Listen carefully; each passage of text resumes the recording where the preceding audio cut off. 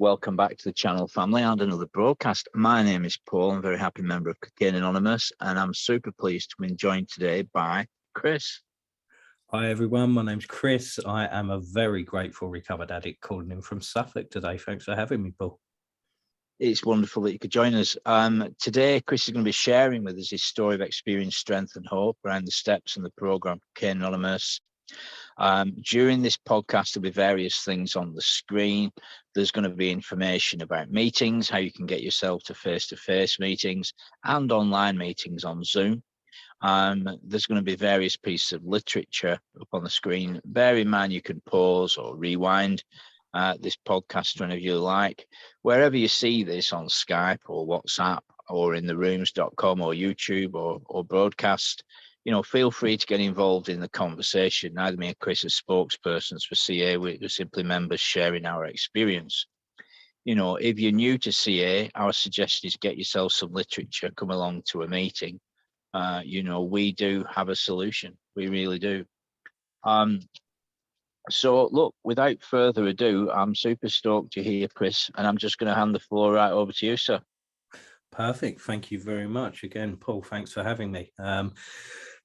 So I'm going to precursor this share with the fact that my story, my experience can be a little controversial to some traditionalists, but the ultimate aim remains the same. I am clean of drink and drugs, and I want to help others to become clean from drink and drugs. That's all there is to it for me. My methods are sometimes a little different, but that's what I'm here to tell you about today. So I spent a good 24 years in the madness in one way or another. And I could sit here and talk for hours about war stories and the wrongs I've done and things like that. But I don't think that's the point of why us recovered addicts are here today. I think the main point is to spread a message. Now, obviously, in that message, there is going to be a little bit of the madness, and mine consists of what I consider to be 5 key points. So I'll go over them briefly, and then we'll get into the good stuff. So the first thing for me was I found drink when I was about 13, 14, when I was at senior school. And immediately I went mad. So me and my friends, we used to go out, and they used to have these essentially nightclubs, but for teenagers. They weren't at night, they were like late afternoon to early evening. But a group of us used to meet, about 15, 20 of us used to meet up on the old cycle tracks, and we'd go to a shop, beg people to buy us drink, and then we'd walk over to these nightclubs. Now, my friends were drinking little bottles of cider and they'd get a little buzz, and that was great for them. I was buying a 6-pack of lager, the pint cans, and a bottle of whiskey, and I was pouring the whiskey into the lager, and I just went mental from point one. And I never knew why I did that. I just thought it was, yeah, I can drink more than you, and I'm better at this than you. It's insane when I think back to it. But I think I just wanted to impress people with how much I could drink. That's something that went on as my drinking career progressed. So yeah, there was madness immediately. There was really no slow movement into drinking for me. It was just mad from day one.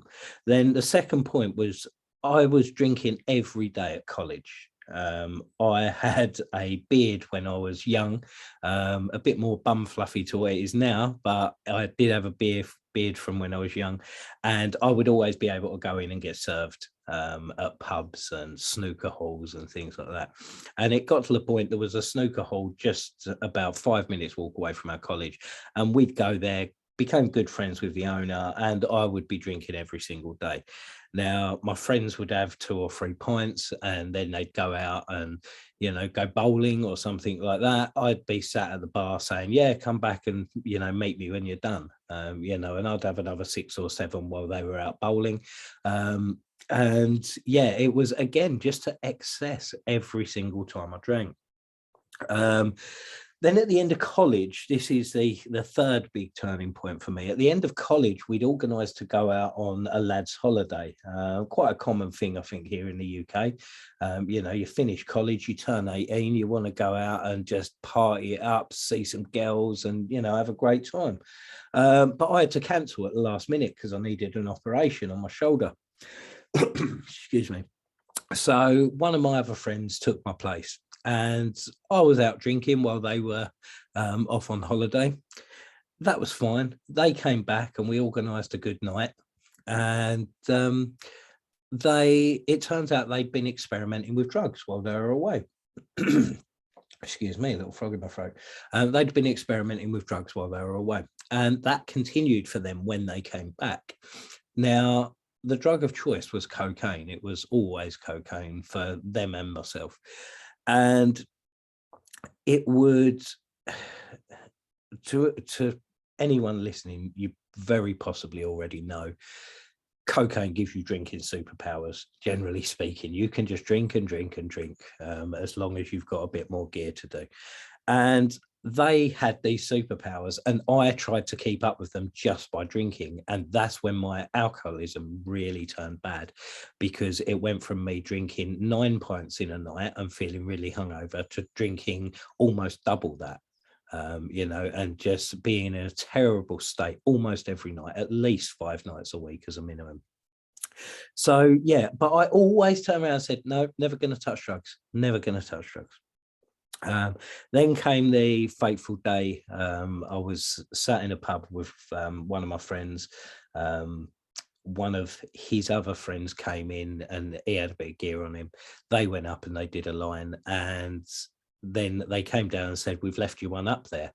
And I didn't want to back down at that point. I was a teenager. I was very much a Jack the lad, you know. I was always the life and soul, at least I thought so, you know. I was have a laugh and, you know, make the most of my youth. So I went up and I did it. Now here's a funny thing I've said about excess already. I did that line and then I came down and I said, I'll sort us out another one straight away. And they're like, yeah, in a few minutes. And I was like, okay. But I was thinking, I want it now. I want it now. I want it now. We went to another pub afterwards and they bought like half a gram each. I bought 3 grams. Having never done this before, other than this little bit at the pub, I went and just brought what at the time was a massive lump, you know, for me. And I did it all and I was selfish and I didn't want to keep sharing with my friends. That was immediate love affair with cocaine and it very nearly killed me. So the last point in my madness really that I would like to share is that my biggest problem, the absolute biggest turning point in my using came when I decided to use on my own. I was sick of people trying to take my gear. I was sick of spending all this money that other people were putting up their nose and having a good time. So I decided to use on my own. And that became really dangerous because then I started using every single day. And it got worse and worse and worse. And I entered Cocaine Anonymous many, many years ago with half an intention to get clean. But if I'm honest, I went there because my wife had found out that I was using. So I went and someone gave me a big book. I got a sponsor.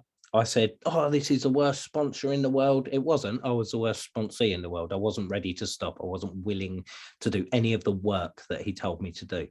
In the end, I ended up using CA meetings as an excuse. They were live meetings, not like Zoom that I do a lot of now, but they were live meetings. I used it as an excuse to go out. I'd always dip out 15, 20 minutes early so I could drive to my dealer and pick up. And then I'd get home and say to my wife, oh, I'm really tired. I'm going to go to bed. That was very emotional for me. And I'd go to bed and I'd just be sat there doing lines while she was downstairs watching telly. So my madness ended with me essentially, I was watching boxing and I'd taken an 8 for cocaine and I could feel my body giving out. I knew I was dying and I had the choice. I could either get clean or I could take more drugs. And at that time, I was in such a dark place, I actually chose to take more drugs. And I passed out that night. I just collapsed. And I woke up the following day, and I remember being angry that I was still alive. That's the darkness this illness took me to. I was angry that I was still alive. And it was about 6 hours of stewing in the anger that I realized, you know what, I might just have a little problem here. You know, it took all of that to say I might have a little problem here. I still didn't want to admit the severity of it. So I came back to CA, and since I've been here, this is where what I consider the good part of the share. So since I've been here, I've had 2 sponsors. My first sponsor was absolutely amazing. He took me through the program. We got to step 8 before I had a very, very minor relapse. And if there is such a thing as a minor relapse. But yeah, he helped me to understand that recovery is possible through this program. However, I wasn't fully buying into it still. The reason that I relapsed is that I stopped putting in the work, and as well, this is where the controversy comes in. I believe this program has very clear religious undertones from its creator. So for me, being an atheist, controversy, you know, it's something that I just couldn't click. I couldn't get around the God thing in this program. And I ended up, like I say, I had a relapse. But then I was introduced to my current sponsor, and he is an atheist like myself. And he said to me, look, you can work this program, but you're going to need to make a couple of tweaks to what the original 12 steps are. He said, some people aren't going to like it, but what he had done was he had worked a program that worked for him with a similar belief system to me. And I thought, you know what, I'm willing to do whatever I need to do. You know, I know with my belief system, there's certain things I can't believe in, there's certain things I can't do because they seem not silly, but a little bit pointless to me to do them. So yeah, we started working through these 12 steps, and I've been clean ever since. You know, I haven't touched a drug, I haven't touched a drink. I've been completely clean of all mind-altering substances. So let's go into the steps. As at this point, I think it's important for me to share the steps that got me clean. So bear in mind, these are my experiences. I'll give you the 12 steps. Traditionally, I'll give you the 12 steps as I did them. They are very, very similar. So step 1, we admitted we were powerless over alcohol, that our lives had become unmanageable. In essence, that was really easy, but we spent a lot of time on it because I really had to understand and get some of the similarities that are in the big blue book of Alcoholics Anonymous. You know, I had to really understand not just that I was powerless, but just how powerless I was, you know, and that was an eye opener for me. So we spent a good, I think, 3 or 4 hours on step 1. Then that was fine. I could do that. No changes needed. And then came to believe that a power greater than ourselves could restore us to sanity. Now, there is some debate amongst people, and I'm over this now, that a power greater than ourselves is God, but no, it's not. A power greater than ourselves is something that you believe in that's strong enough to help you recover. So a power greater than me is this 12-step program, because I am not smart enough to have created it. That's a fact. You know, I like to think of myself as a little bit smart, but I'm certainly not smart enough to have created this program. So I look to this program as my higher power. And so coming to believe that this could help restore me to sanity was very simple, because all I had to do was join a meeting. And I am a Zoom baby. You know, I've done my recovery on Zoom this time around. And I can sign into a meeting at any time. I can see newcomers. I can see people like myself with a bit of time, and I can see people like Paul with years of time. You know, that is for me proof that this program works and that it can restore us to sanity. But I realized very early on, it's only going to do that if we're willing to put the work in. You know, my recovery is all about putting work in, grafting. So Step 3, made a decision to turn our will and our lives over to the care of God as we understood him. Now, for me, that was a sticking point, big time. I cannot pass my will, my life over to the care of God. I believe when the word God is said, for me, I always think of the traditional God. I can't get around that. That's the way that I'm thinking. I tried not to for a long time. But yeah, so this is where the first tweak came in, and working with my sponsor, we decided that, I was going to change my motives for living. I looked at the people in the rooms that believed in God, and I thought, right, okay, if this God guy does exist, what is he all about?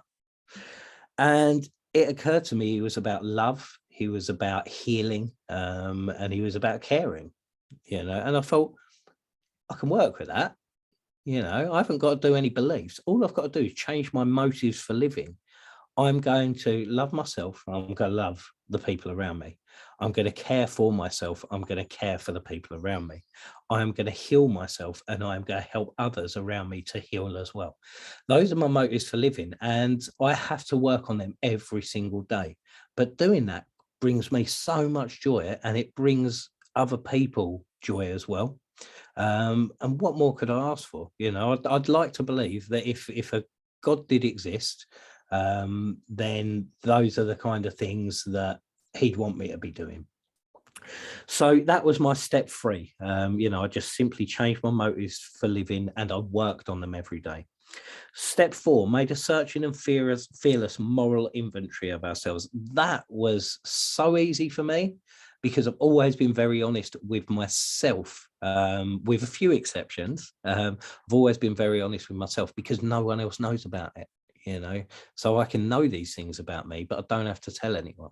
Okay, so I wrote a very fearless inventory of my resentments against pretty much everyone that I ever interacted with, my fears, and my sexual harms, of which I'm grateful there weren't many.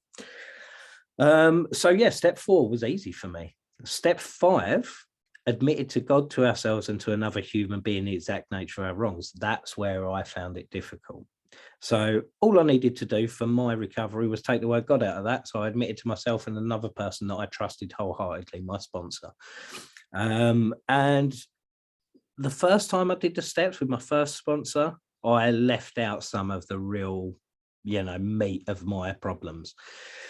I just wouldn't go into it. I thought, I can't possibly tell anyone that, that's going to break me to tell anyone. But having relapsed from that and then changed sponsor, I decided, you know what? I'm willing to take the hit on anything that I've done in my life right now. I'm willing to take the hit. If anything negative happens, I will deal with that, but I'm going to deal with it sober. So I went through with my second sponsor really fearlessly. Every little thing that I could remember at the time, I went through. I spent a week writing this list, everything that I could think of over that week, we went through. I believe that steps 4 and 5 are continuous, that we need to go through them multiple times, because there's certain situations in life where we will go through an experience and it will remind us of a past experience that perhaps had gone to the back of our mind. Maybe we compartmentalized a little bit. So yeah, steps 4 and 5 is something that I'm forever working on.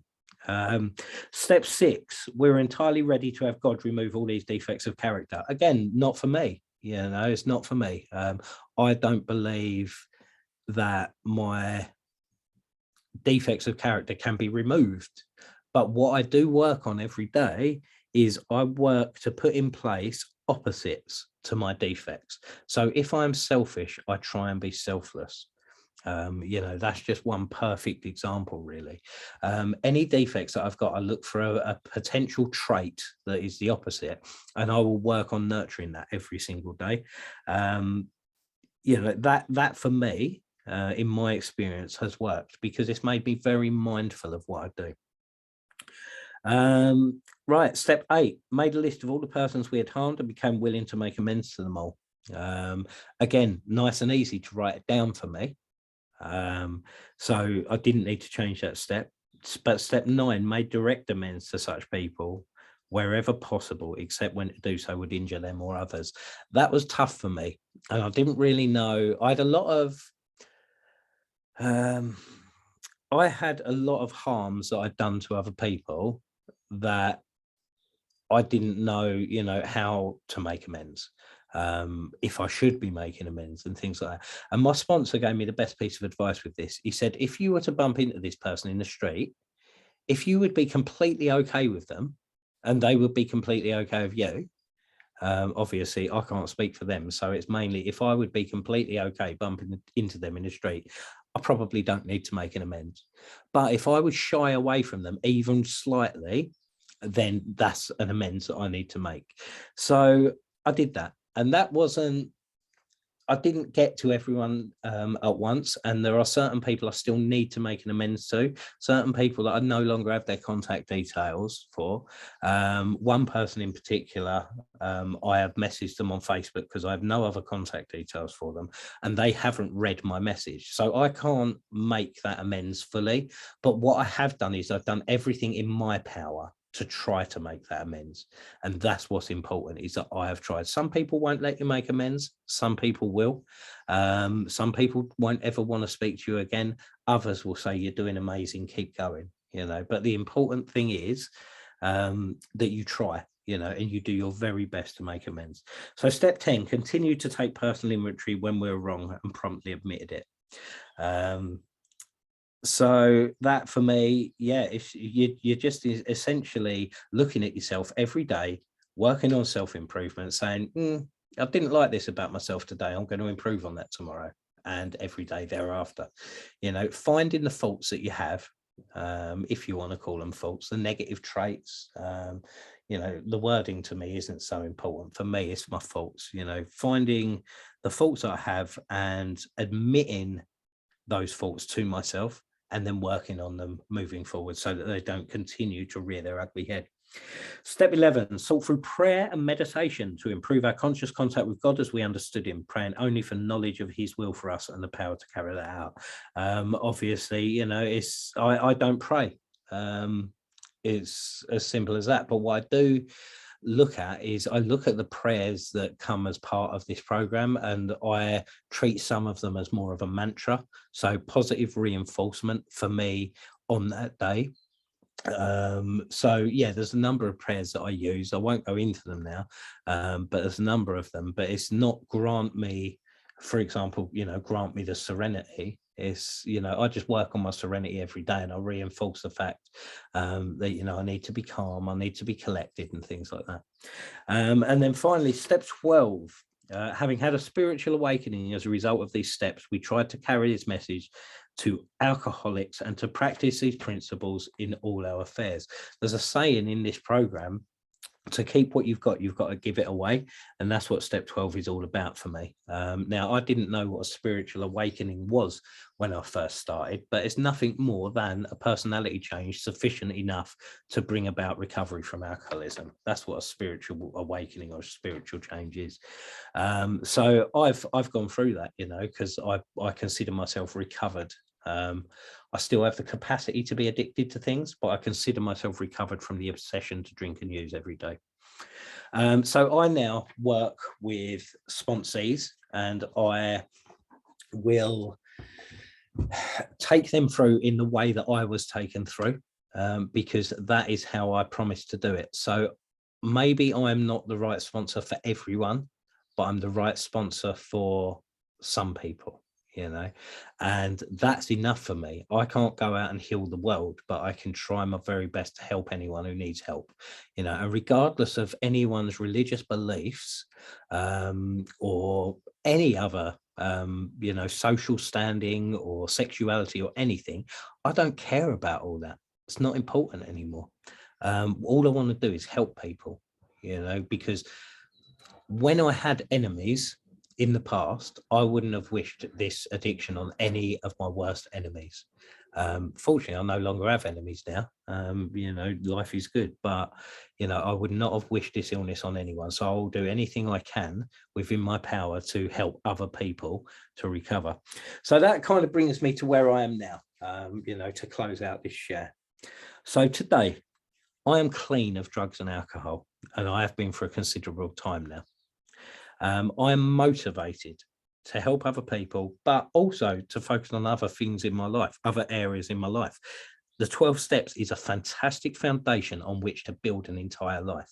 It is not the tool to manage your entire life, but it gives you that solid foundation whereby you can know yourself, understand yourself, and help you deal with life in general. So it's a really solid foundation.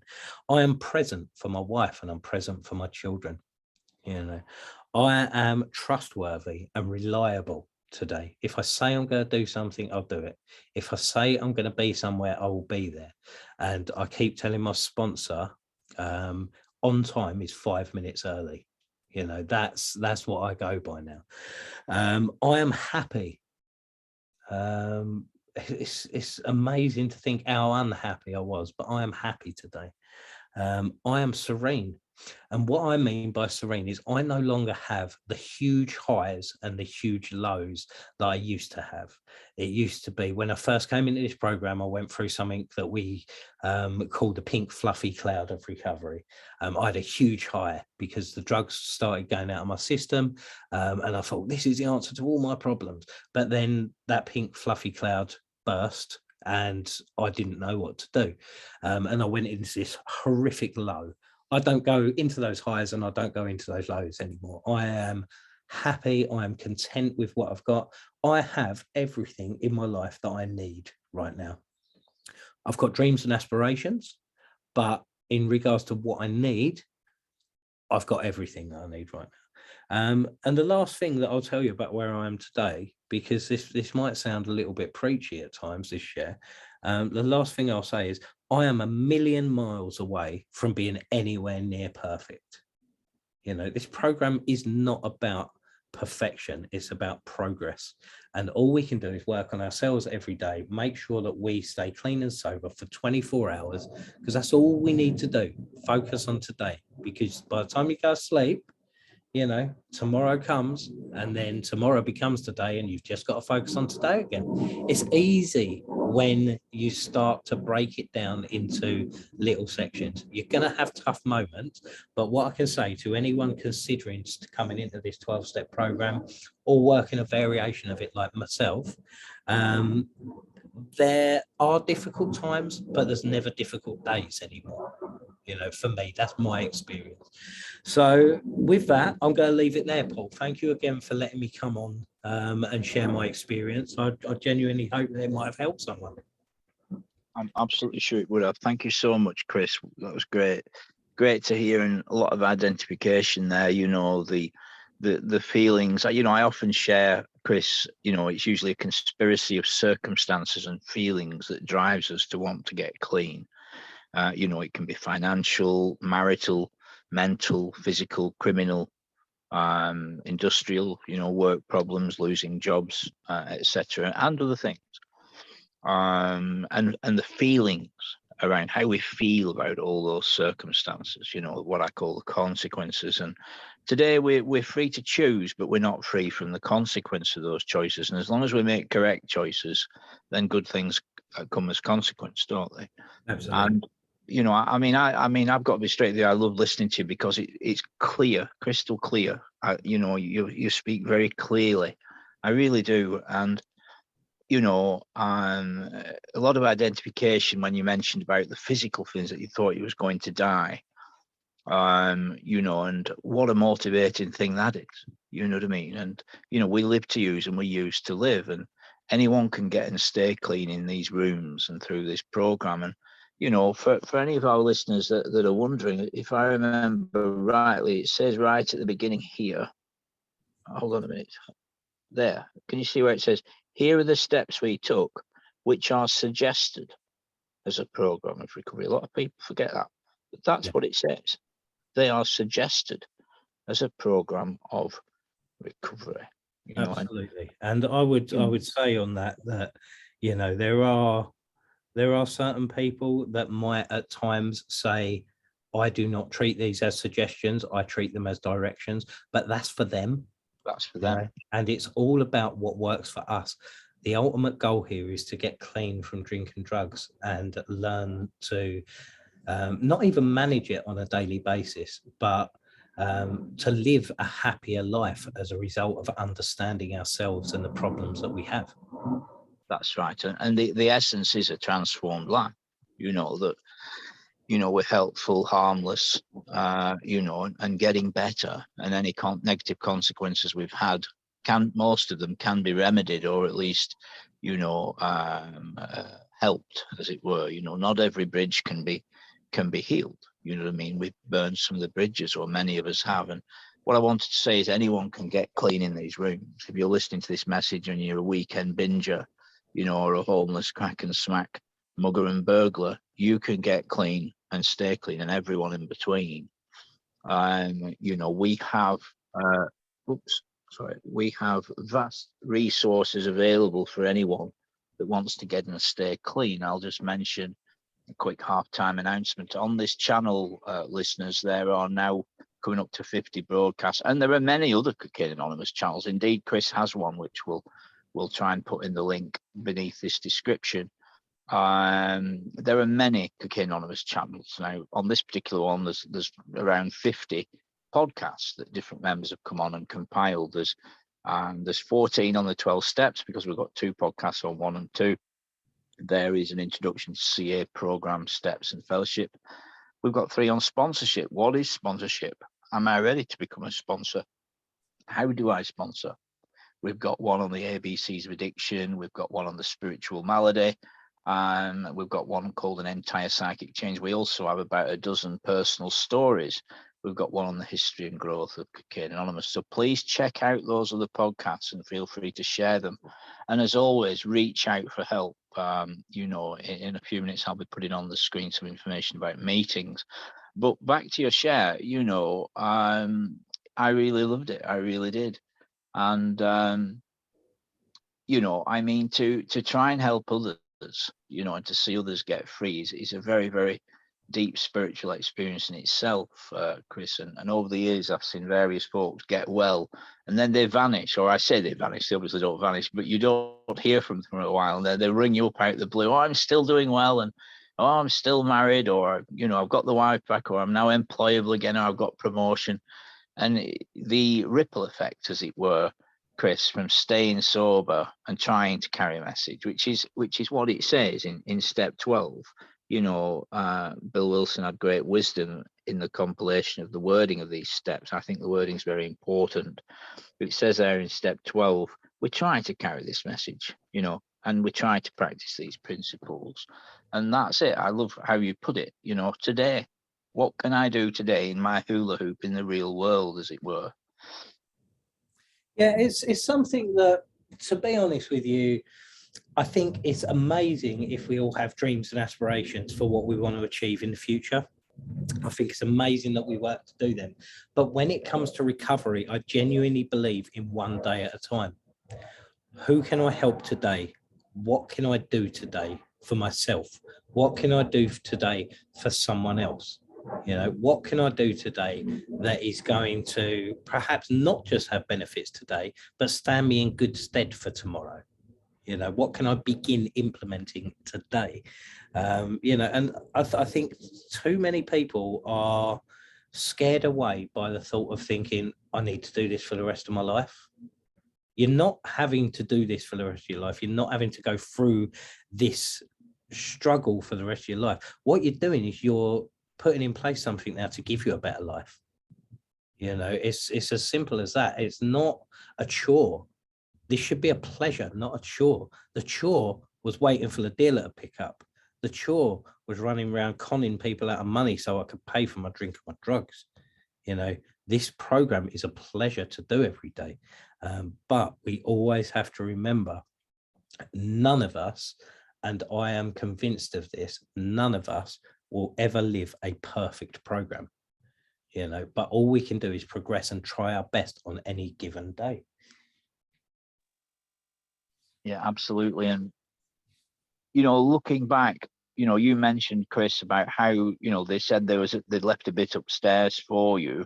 And, you had to have it, and you also mentioned about how when the other persons went doing other activities, you carried on getting inebriated.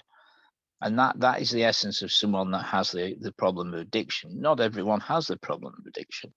You know, we often hear it shared in the meetings. Persons are amazed at persons they know that can just have a glass or two small glasses of wine with a meal, and that's it. You know, you and me would be swinging from the chandeliers by 10 o'clock, Chris, you know. Absolutely. You You know, know what, Paul? that's the It reality. reminds me of something Russell Brand said quite a while ago.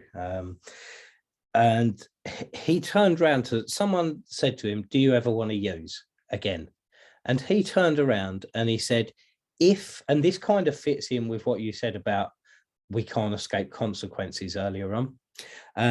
He turned around and said, if I could go out and use again, and this is very much paraphrasing, if I could go out and use again, knowing that I would get the same result as the first time I ever used, and knowing there would be absolutely zero consequences to myself or others, he said, then I'd go out right now. But the fact, as addicts, what we have to realize is that that's never going to happen. And I think that's something that keeps people out in addiction, is chasing that. As addicts, what this program teaches us is that we are never, ever going to get that first time back, and we never, over time, we learn that we never want to get that first time back, because that first time was done through something that, or was done as a result of maybe some trauma or not being happy with ourselves. I know for me, I always felt alone, even in a crowded room.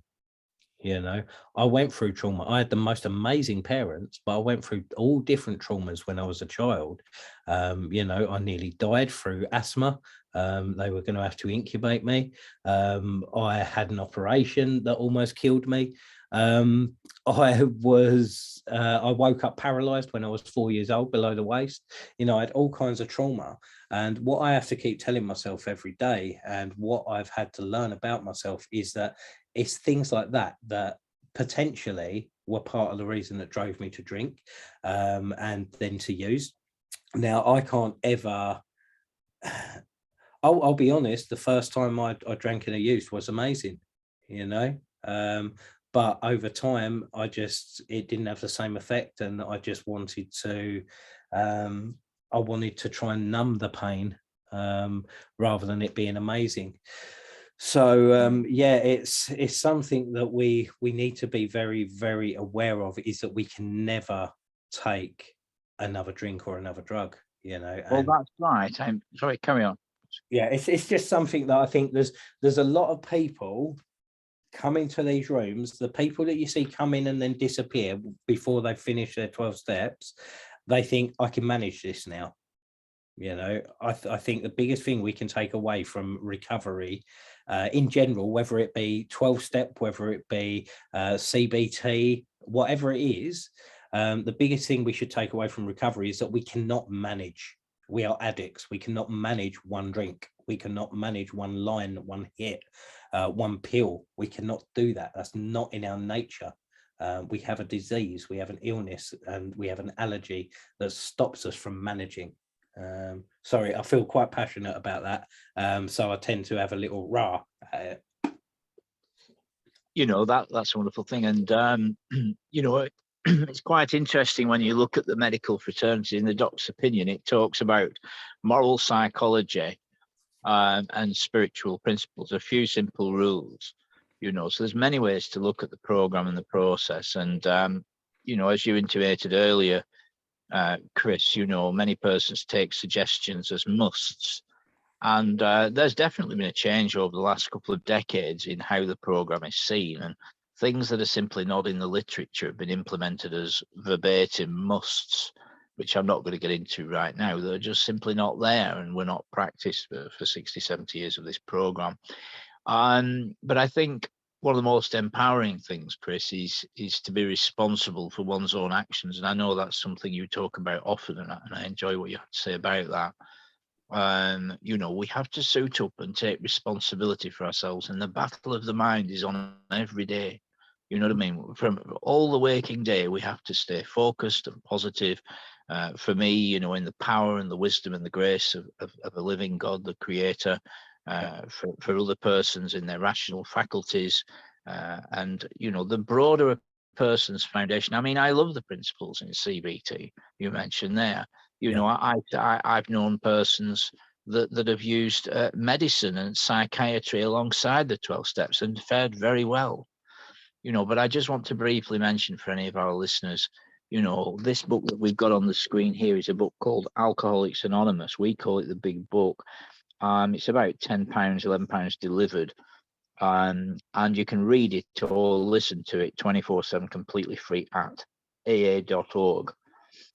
We also use another book called the 12 Steps and 12 Traditions, which you can also listen to or read there completely free at aa.org anytime. There are various other very good books available as well. And that's what I mentioned, Chris, you know, the resources available to anyone. You know, our message is hope and our promise is freedom, that an addict, any addict, can quit using, lose the desire to use, and find a new way to live. So again, for anyone that's landed on this podcast on YouTube or elsewhere, you know, if you're struggling with addiction, or rather not struggling, that was one of my problems, Chris. We say struggling with addiction. That was one of my problems. I didn't struggle with it. But anyway, we were very good at it, Paul. We were very good at being addicts. You know, if anyone's listening to this and still getting loaded every day, there is a new way to live. We have a solution. We know how it works. It begins with abstinence and continues with these 12 steps, you know, and you mentioned a thorough step one. You mentioned 3 hours on your step one, and I think that's a perfectly plausible and right quantity of time to spend on step one. For me, it's very, very important. You've heard me talk about this, Chris. You know, as part of step one, we've got 2 podcasts, for example, on this channel. There's 6 or 7 pages in the 12 and 12. The first 43 pages of this book that's on the screen, the big book, are largely about step one. You can make a consequences list, a powerlessness list, an unmanageability list. I have a dozen questions that I also send out for each of the first 3 steps as well. And there's even additional work you can do on top of that to do a thorough step one, you know. So it's really important, isn't it? I believe so, yeah, because as I said, I think I said this in my share, and if I didn't, I meant to say it. It's not just admitting that we're powerless, because any of us, when we're on a come down or we're hungover, we can say, oh yeah, I'm powerless. You know, it's easy to do. And then our ego grows back and it's like, yeah, no, I've got the power. It's important to realize just how powerless we are, you know. And yeah, I mean, it's this big book is, I've got it in front of me now. It's somewhere in the region of close to 600 pages long, but there's only 160 odd pages that are actually the steps. So what I'd say to anyone listening that hasn't got the book yet, don't be overwhelmed by the fact that this is a thick book. It's a book that is full of stories as well as taking us through the 12 steps. So we've got association with other addicts. But step one, you know, there's 12 steps. Step one takes up pretty much a quarter of the step work in this book. That highlights to me just how important it is to get that thorough understanding of just how powerless you are and just how unmanageable your life has become. It's the biggest step, you know. Without step one, you can't go to step two. It's as simple as that. Well, that's right, you know, and like yourself, Chris, I work with others on a daily basis, and you know, it keeps it fresh, keeps it green for me. These realities, you know, we had to change people, places, and things. We had to use practical wisdom, and you know, in this town, I've been here 26 years, and I will talk to anyone, and I can literally go out my door and almost guaranteed, you know, pop in to a shop or go for a walk and see an active addict who I know, you know, and who I get on with, you know, and I will stand and talk to them, but I wouldn't go in their house and I wouldn't have them in mind. Why? Because it just wouldn't be wise for me. You know what I mean? And that simple reality has served me very well for a considerable amount of time. And I've seen other persons that don't have that simple reality in place where things have gone drastically wrong.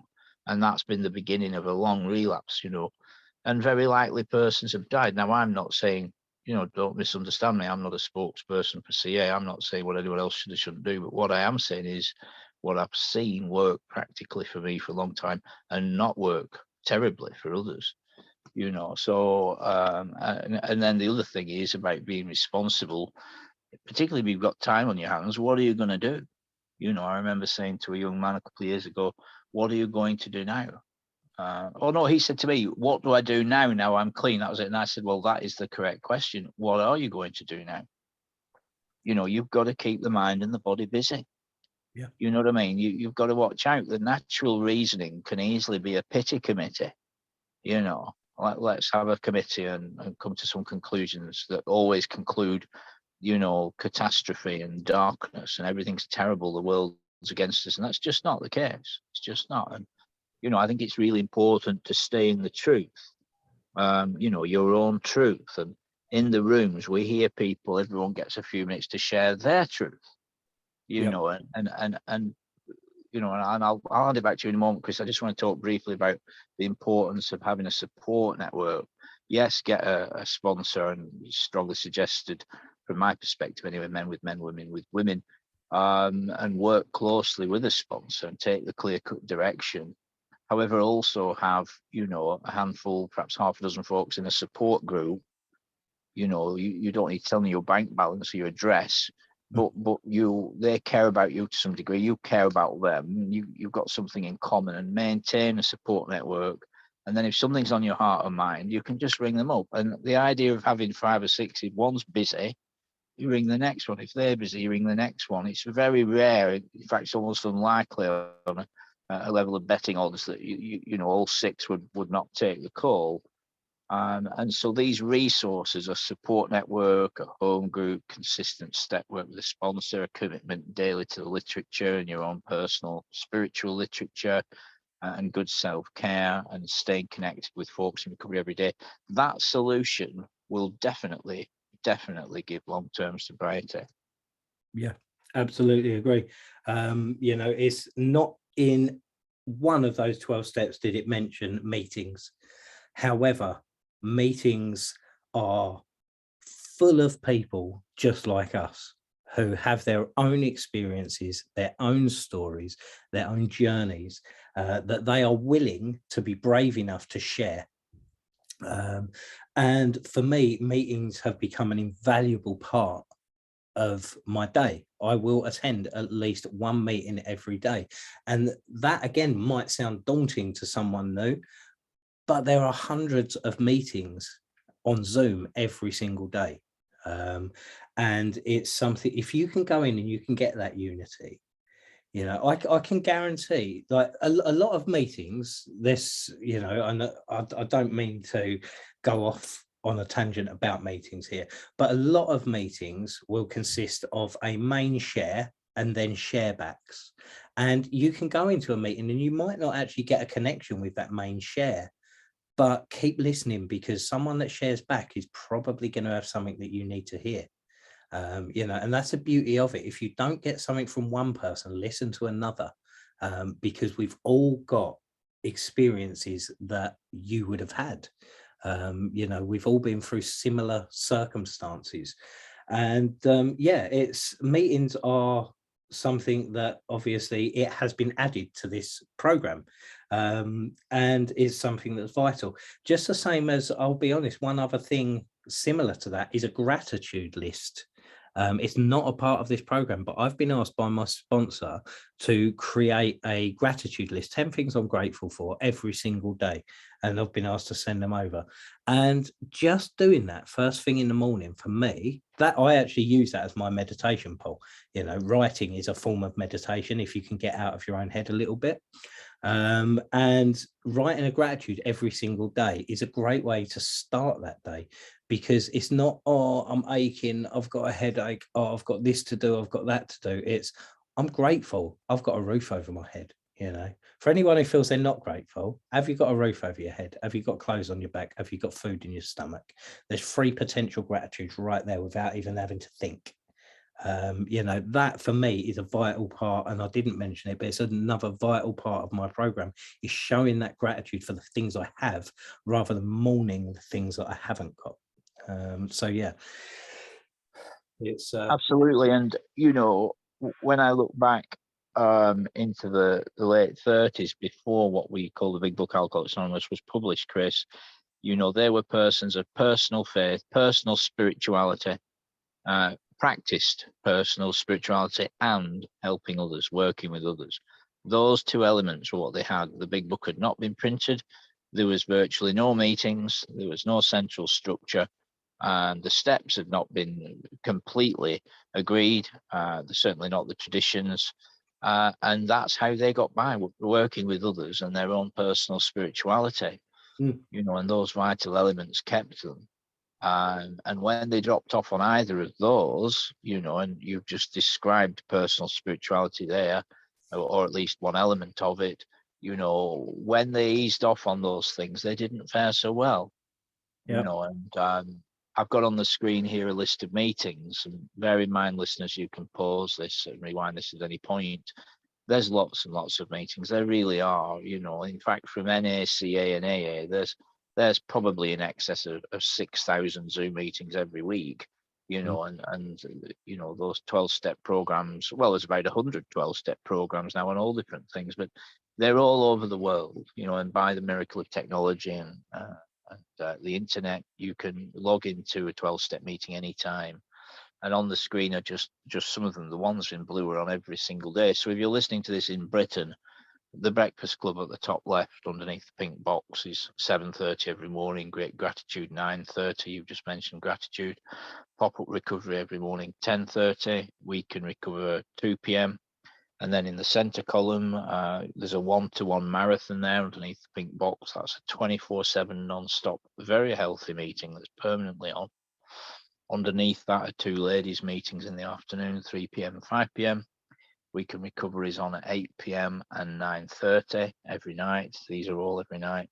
Daily reprieve every night, 9:30, reaching out every night at 11, and Tazana at midnight. So there's lots and lots of resources. And, you know, persons wonder, don't they, Chris, when they first come to 12-step recovery, who are these people? What are they talking about? We're just ordinary folk that have found a way out of active addiction. That is it. We meet regularly to try to help each other to stay clean and, crucially, to live life sober, you know. So we don't feel a need to get loaded, to get drunk. Yeah, we're here to those of us that are recovered. We are here to perform our step 12. You know, we're giving away what we got. You know, one other thing I would say on that screen that you were just sharing, for anyone who's really struggling, obviously join a meeting, get involved. But there is, in the bottom right of that, you can rewind. In the bottom right, there's a number for the UK Samaritans. That's something that, I'll be honest, when I went through my darkest of times, I didn't even know about, but I've looked into it more and more, and the UK Samaritans save many, many lives, or well, help to save many, many lives every single year. Give that number a call. It's 24 hours a day if you are really, really struggling. But yeah, get involved in this program. Come along to a meeting with someone I'm friends with. Said, and I believe he's actually done a share on this channel. He's got this saying that if you don't get on with it, don't worry, we'll refund you your misery on the way out. You know, it doesn't cost you anything to come to these meetings. All it is time and effort. And you know, I say this, and I did avoid it because I said I was actually going to avoid it because of lack of controversy. But I'm going to put it out there because I think it is important on reflection.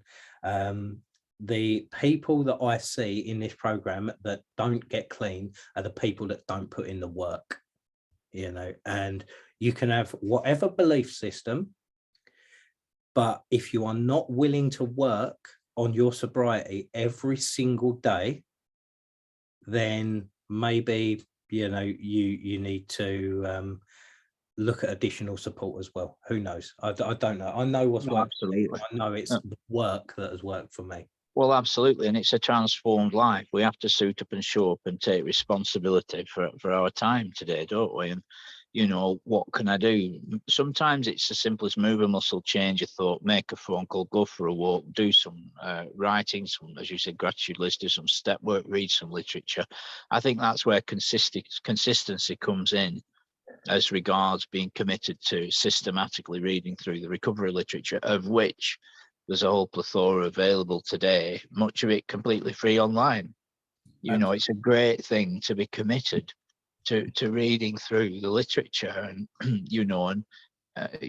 ask for wisdom, or if you have faith, ask God, open up collect your contacts on your phone book. Who do you want me to ring? Who can I ring? Or have a look at them with your rational faculties and think, I wonder if there's anyone I can encourage.